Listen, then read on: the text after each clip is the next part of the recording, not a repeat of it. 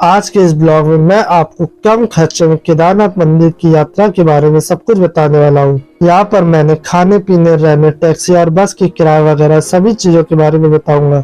लेकिन दोस्तों, इस ब्लॉग में हरिद्वार से केदारनाथ मंदिर की यात्रा को कम खर्चे में पूरा करने की जानकारी दूंगा।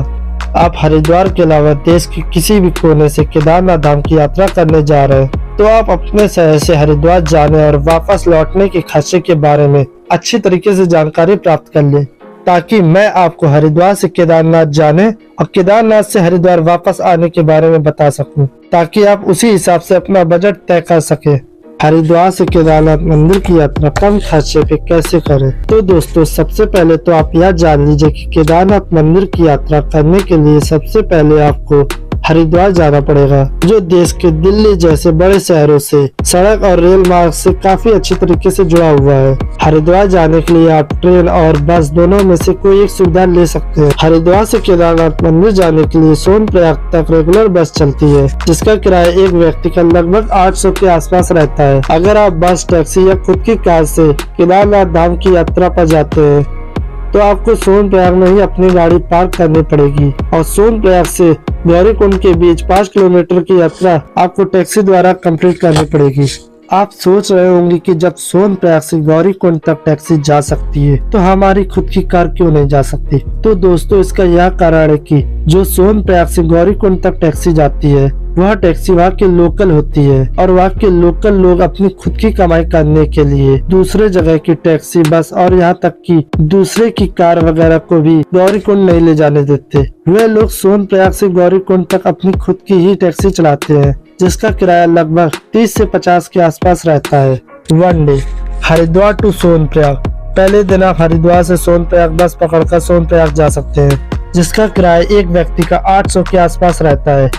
लेकिन ध्यान रहे, आप जिस दिन हरिद्वार पहुंचे उसी दिन शाम को हरिद्वार के आसपास हरिद्वार से सोनप्रयाग जाने वाली बस की टिकट बुक करा ले, क्योंकि केदारनाथ मंदिर की यात्रा के सीजन में सुबह हरिद्वार से सोनप्रयाग जाने वाली बस में जगह नहीं बच पाती और कहीं ऐसा ना हो कि ज्यादा भीड़ होने की वजह से आपको उसी दिन सोनप्रयाग जाने के लिए बस भी ना मिल पाए। बस न मिलने के झंझट से बचने के लिए आप सोनप्रयाग जाने से एक दिन पहले फिर बस की टिकट बुक करा लें, ताकि आप समय से सोनप्रयाग पहुंच जाएं और रात को ठहरने की जगह आराम से ढूंढ पाएं। हरिद्वार से सोनप्रयाग जाने के लिए सुबह 4 बजे ही बस स्टैंड पर बस खड़ी हो जाती है, इसलिए आप जितनी जल्दी हो सके हरिद्वार से सोनप्रयाग जाने के लिए बस पकड़ ले। सोनप्रयाग पहुंचने के बाद आप सबसे पहले बायोमेट्रिक रजिस्ट्रेशन करवा ले। बायोमेट्रिक रजिस्ट्रेशन करवाने के बाद सोनप्रयाग में होटल की जगह डॉर्मेट्रिक लेकर रात को ठहर सकते हैं, जिसका किराया लगभग 250 के आसपास होता है।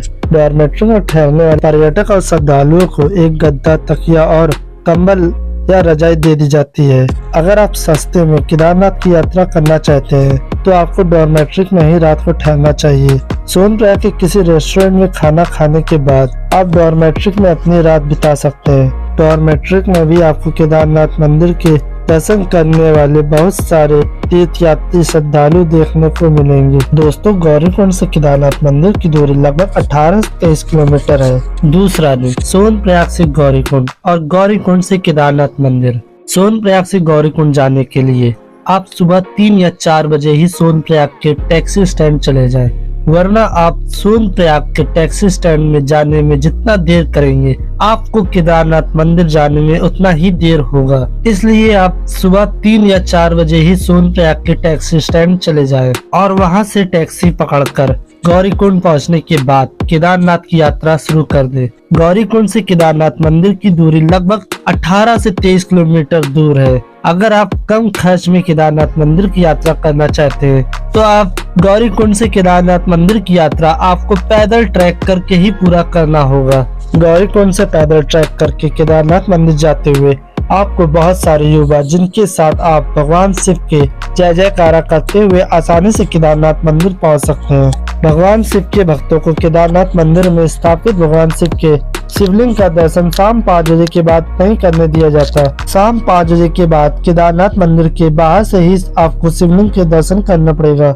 इसलिए अगर आप शाम 5 बजे के बाद केदारनाथ मंदिर पहुंच जाते हैं तो आपको शिवलिंग के दर्शन करने को मिल सकते हैं। केदारनाथ पहुंचने के बाद वहां पर आप टेंट में ही रुक सकते हैं, जिसका किराया 24 घंटे में 300 रुपए देना होता है। अगर आपको टेंट में रुकने की सुविधा ना मिले तो वहां पर GMBM के होटल में ठहर सकते हैं, जिसका किराया प्रति व्यक्ति 500 रुपए है। केदारनाथ मंदिर के आसपास के रेस्टोरेंट और होटल में खाना थोड़ा महंगा हो सकता है। वहाँ पर आपको ब्रेकफास्ट 100 रुपए का और डिनर लंच 150 रुपए का हो सकता है। रात में खाना खाने के बाद आप जल्दी से सो जाएं और सुबह जल्दी उठकर भगवान शिव के दर्शन करने के लिए चले जाएं, क्योंकि मंदिर के बाद सुबह 3 बजे से ही लाइन लगना चालू हो जाती है।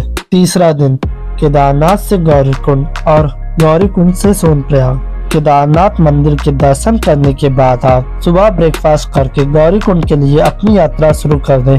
अगर आपको गौरीकुंड से आते आते शाम या फिर अंधेरा भी हो जाए तो इसमें घबराने की कोई बात नहीं, क्योंकि गौरीकुंड से सोनप्रयाग के बीच रात के 10 बजे तक टैक्सी की आवाजाही लगी रहती है। केदारनाथ मंदिर से गौरीकुंड आकर आप वहां से सोनप्रयाग के लिए टैक्सी पकड़ ले। सोनप्रयाग आने के बाद वह किसी डोमेस्टिक या फिर GMBM के द्वारा उपलब्ध कराए गए होटल ले सकते हैं और किसी रेस्टोरेंट में खाना खाने के बाद उसी डोमेस्टिक या फिर होटल में एक रात को ठहर सकते हैं। चौथा दिन, सोनप्रयाग से हरिद्वार। सोनप्रयाग में ब्रेकफास्ट वगैरह करने के बाद आप वहां से हरिद्वार के लिए बस पकड़ सकते हैं। अगर हरिद्वार आने के बाद वहां से आपके शहर के लिए बस या ट्रेन की सुविधा मिल जाए तो आप अपने शहर के लिए रवाना हो सकते हैं या फिर हरिद्वार में होटल ले सकते हैं और सुबह में ब्रेकफास्ट करके अपने शहर के लिए बस या ट्रेन पकड़ सकते हैं। हरिद्वार से केदारनाथ मंदिर जाने और वापस हरिद्वार आने का कुल खर्चा मैंने आपको इस वीडियो में बता दिया है। अगर आपको वीडियो पसंद आए तो लाइक कर दीजिएगा दोस्तों और चैनल को सब्सक्राइब कर दीजिए। थैंक यू फॉर वॉचिंग दोस्तों।